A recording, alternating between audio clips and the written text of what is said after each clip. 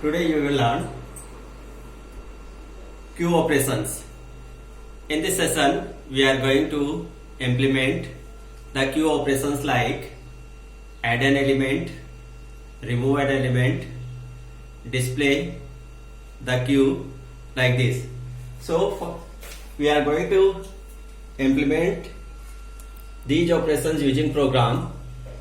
So first you have to declare header files stdio.h, then conio.h, and in third line we are declaring a constant by name max using hash define.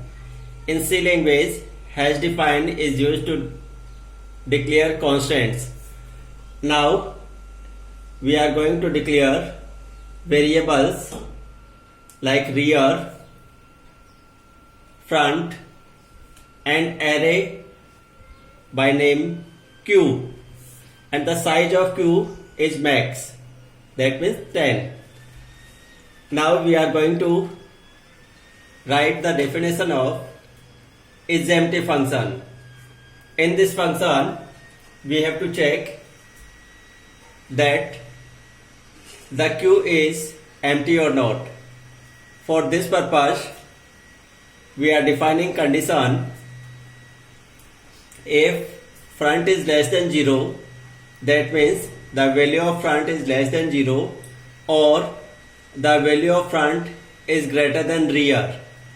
If this condition is true, in that case we have to print a message queue is empty and return 1. This function is returning an integer value, so we are returning 1.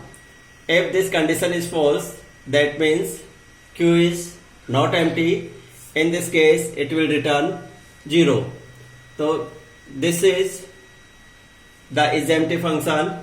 Now we are going to define the definition of another function, that is isFull. isFull is the name of the function and its return type is int, so it will return an integer value. In this function we are checking condition if rear equal max minus 1, that means if value of rear is 9, in that case it should print queue is full and return 0. It means queue is full, otherwise it will return 0, that means queue is not full. This is the definition of isFull function. Now we are going to write the definition of enqueue function.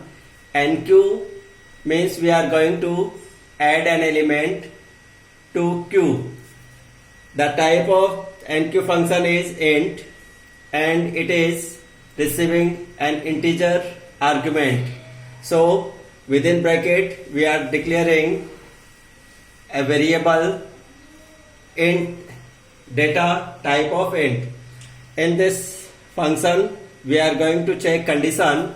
First we are checking if is full, that means we are checking that the queue is full or not.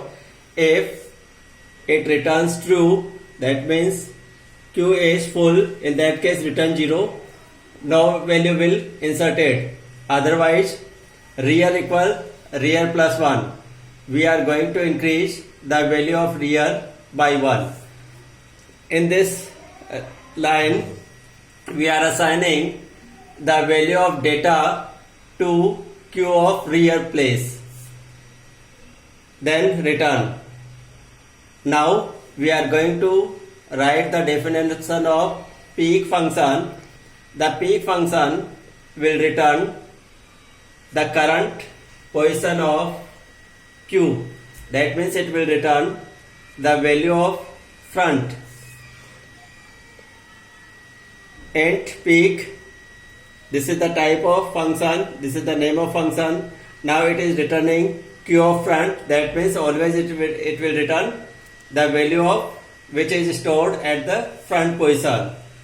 Now we are going to define dequeue function. the type of deq is int, and if is empty, in this function we are again going to check whether q is empty or not. If q is empty, that means it should return 0. Otherwise, int data equals to q of front. It means we are going to store the value of q of front to data variable, and now we are going to increase front plus plus. It means front equals to front plus 1. After deleting the value, front position will change. Now return data, so it will return the value of data. We are going to define the definition of display function. In this function, we are going to print the value of q. First, we are going to declare a variable I, and the value of I is front. That means we are storing the value of front to I. Now we are defining loop while I less than equals to real. If this condition is true, in that case it will print the value of q of I. That means it will print first value, then I plus plus I become 1. Then again it will check whether I is less than equals to real. If yes, then again it will print this value like this. It will print all the values which are stored in the queue. Now we are going to define main function. In this function, first we are declaring variable item and choice. The value of choice is 1. Now we are going to define loop while choice not equal to 5, and we are printing menu options. Q menu, then 1 option for add an item, 2 for delete an item, 3 for display q items, 4 peek front element, and 5 for exit. After printing this menu, it will print enter your choice. Now you have to input choice according to these values. That means you can input 1 to add an item. If you want to display item, then you have to give choice 3. Like this you have to input choices. Now after inputting choice, we are defining switch statement. Switch choice, according to choice it will select the case.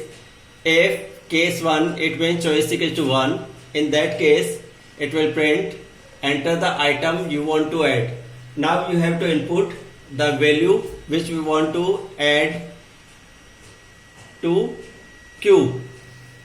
Scanf is used to get value from user, and it will get value and store it into item variable.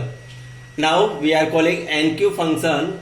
Enqueue function will called, and here we are passing value of item. So item will send to enqueue function, and it will store that value onto queue.